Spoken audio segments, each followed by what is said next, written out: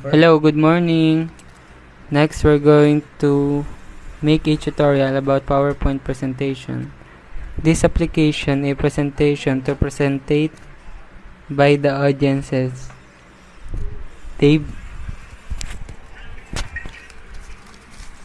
In this presentation, we have 7 parts in menu bar.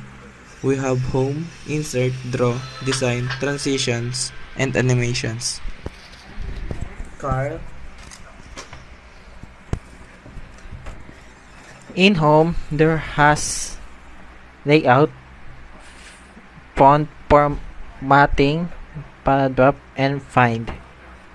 Second is insert. You can add a new slide, you can put a comment, you can put a table, and you can put image, a video, and a record. third is draw. You can draw. Next is design. You can put any themes in slide. You can design ideas and format background.